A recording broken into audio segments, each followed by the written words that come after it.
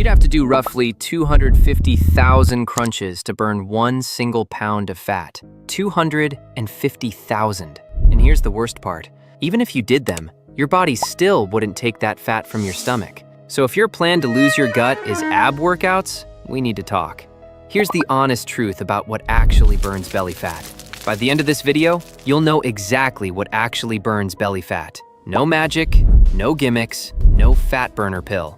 Just the honest stuff that works. And I'll give you the answer right now so you're not waiting. If you force me to pick one exercise for losing belly fat, it's walking. Not crunches, not sit-ups, walking. But here's the catch, and it's the whole point of this video. Walking only works because it helps you create the one thing that actually burns fat. And that one thing isn't an exercise at all. Stay with me till the end, because I'm also going to show you why fixing your sleep might do more for your gut than another hour of cardio. Sounds crazy? It's true. So here's how this works. There's no magic move, but there is a clear answer. A handful of boring habits. And I'm going to give you every one of them in order of what actually matters most. First, let's kill the myth that's wasting your time. It's called spot reduction. The idea that you can burn fat from one specific area by training that area, doing crunches to lose belly fat. It does not work. And here's why. Think of your body like a swimming pool. When you want to lower the water, you can't just scoop a bucket out of the deep end and leave the rest full. The whole water level drops at once. Fat loss works exactly the same way. When you lose fat, you lose it from all over your body at once, not from the one spot you're training. And here's the cruel part. For most guys, the belly is the last place to empty. It's the deep end of the pool. So you can be losing fat everywhere.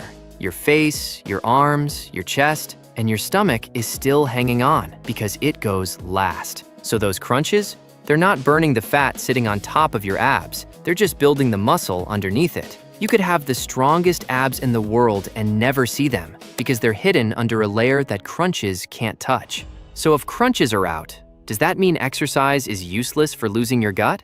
Not even close. It just means we've been using the wrong tool for the job. And look, I know this isn't what the fitness influencers told you. They sold you the 6-minute abs fantasy because it's easy to sell. But if you're still here, you're the 1% who actually wants the truth and actually wants results. So let's get into it. The boring stuff that actually works, ranked by what matters most. There are 5 of them, and the order matters because most people put their energy into the last one and ignore the first. Number 1, and this is the big one, a calorie deficit. This is what actually burns fat, eating a little less than your body burns each day, consistently over time. When you do that, your body has to pull from its fat stores to make up the difference. That's fat loss. That's the whole engine.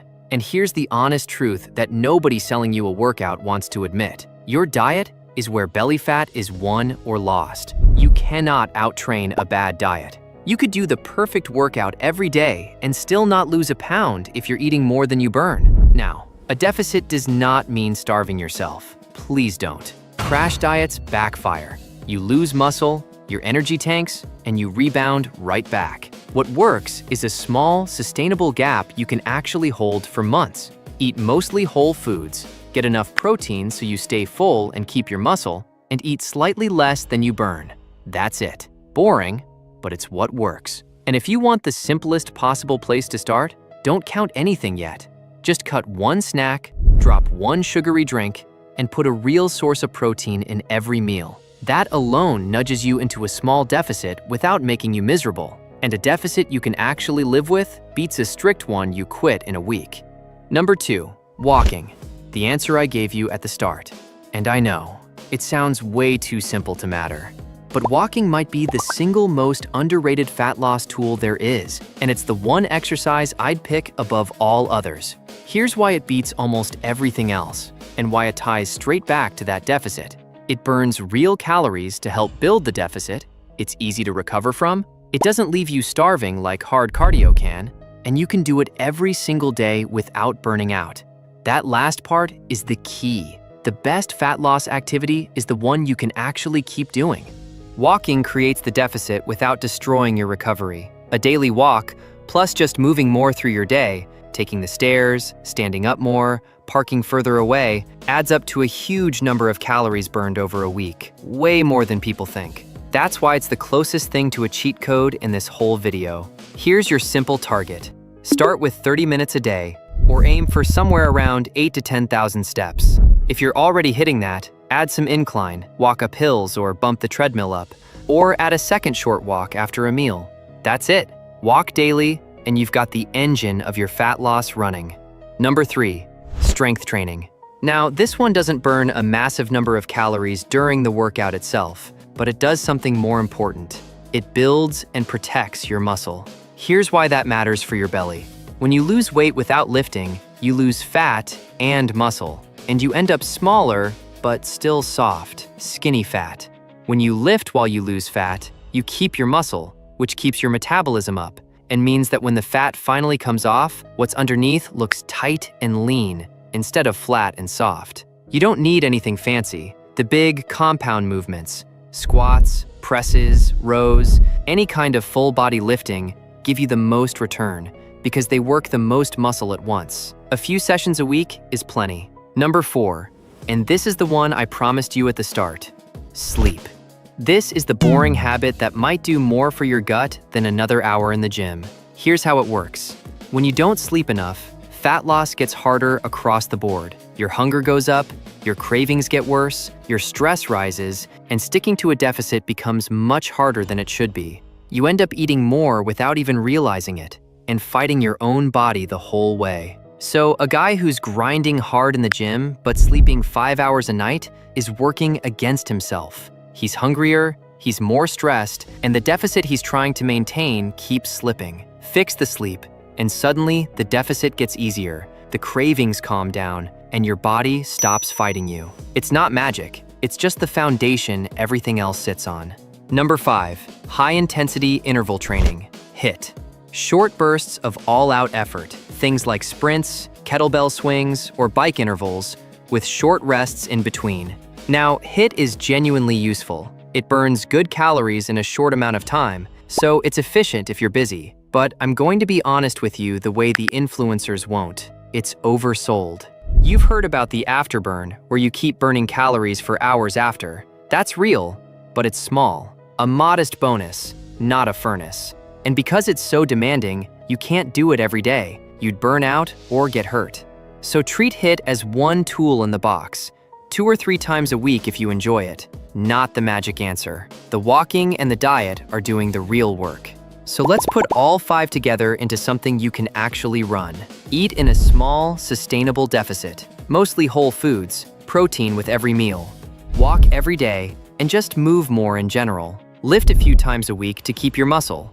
Protect your sleep like it's part of the program, because it is. And if you want, throw in a couple of HIIT or cardio sessions on top. That's the whole thing. There's no hero here. No single move, no single workout. It's the stack. And each piece makes the others work better. Good sleep makes the deficit easier. The deficit reveals the muscle you built lifting. The walking burns steadily in the background. It's simple, but I won't lie to you.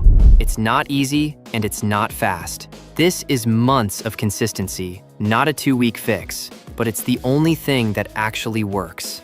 The belly fat mistakes to stop making right now. Don't do endless crunches to burn belly fat. You know now. They build the muscle under it. They don't burn the fat on top.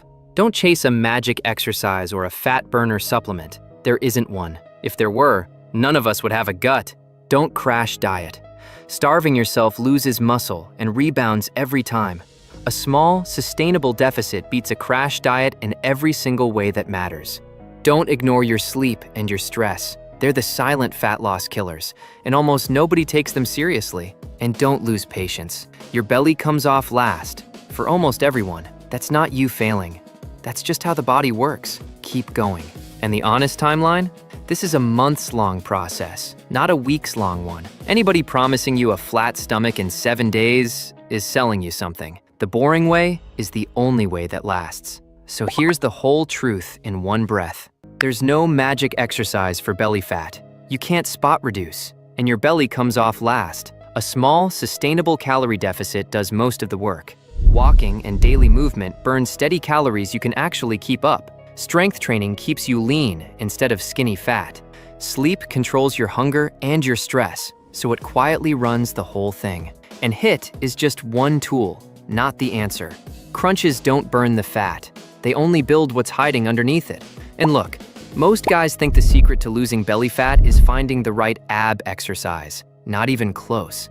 So stop hunting for the perfect ab move. Walk more, eat in a small deficit, lift, sleep, and repeat. That's boring, but that's exactly why it works. Comment boring if you're ready to do the stuff that actually works.